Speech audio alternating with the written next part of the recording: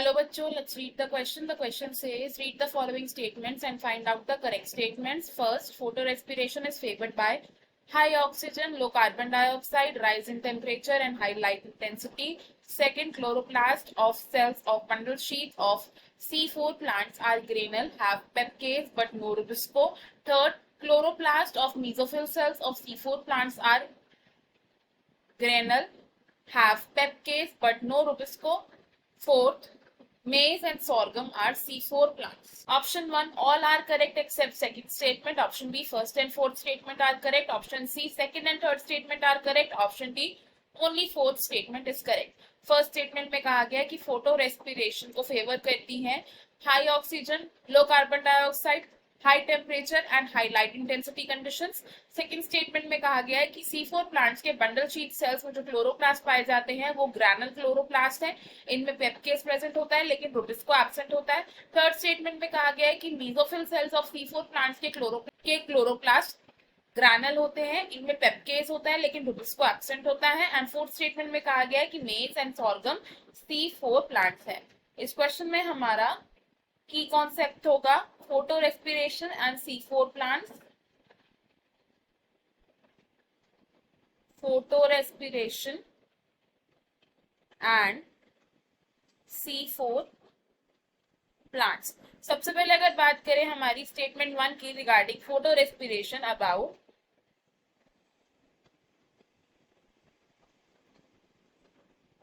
Photo respiration, तो photo respiration क्या होता है? फोटो रेस्पिरेशन एक ऐसी प्रोसेस होती है जिसमें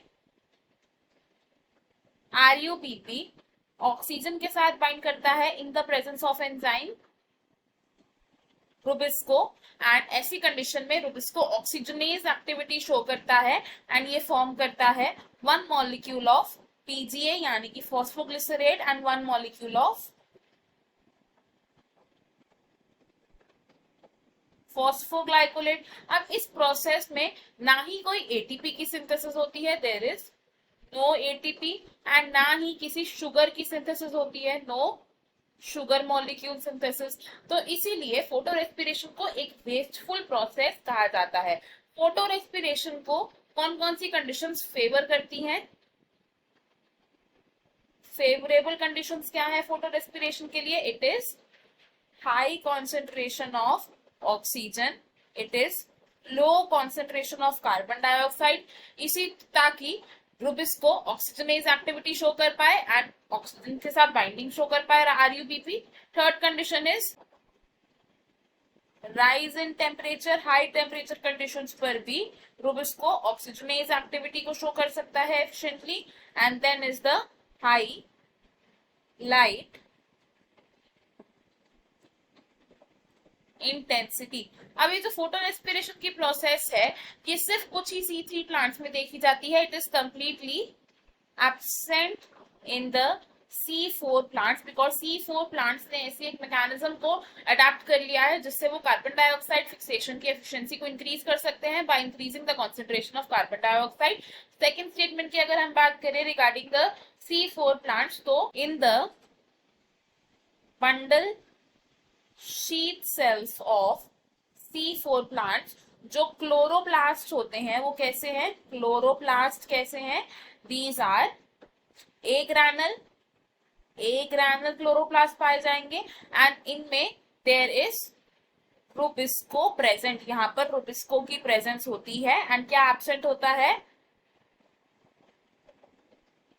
पेप्केस इज एब्सेंट। तो हमने क्या देखा कि bundle sheath cells of C4 plants में जो क्लोरोप्लास्ट होते हैं ये ए ग्रैनुल होते हैं, इनमें रुबिस्को प्रेजेंट होता है एंड पेप्केस एब्सेंट होता है। नाउ अगर बात करें थर्ड स्टेटमेंट की regarding the mesophyll cells of C4 plants के जो क्लोरोप्लास्ट होते हैं ये क्लोरोप्लास्ट कैसे हैं? These are granal chloroplast and इनमें रुबिस्को एब्सेंट होता है। रुबिस्को क्या है? इट इज एब्सेंट, लेकिन जो पेप्केज है इट इज प्रेजेंट। नेक्स्ट अगर बात करें फोर्थ स्टेटमेंट की, तो C4 प्लांट्स के अगर कुछ एग्जांपल्स देखें एग्जाम्पल्स ऑफ C4 प्लांट्स। तो C4 प्लांट्स के एग्जाम्पल्स क्या हो सकते हैं? दीज कैन बी मेज,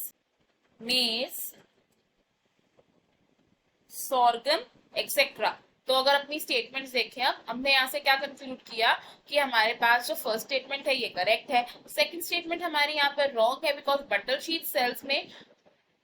sheet cells of C4 plants के जो क्लोरोप्लास्ट होते हैं उनमें पेप केस एब्सेंट होता है और रुबिस्को प्रेजेंट होता है। थर्ड स्टेटमेंट करेक्ट है एंड फोर्थ स्टेटमेंट भी करेक्ट है, तो हमारा करेक्ट आंसर यहाँ होगा option A, that says all are correct except statement 2। बाकी के ऑप्शंस हमारे यहाँ पर रॉन्ग है। I hope you have understood it well. Best of luck. Thank you.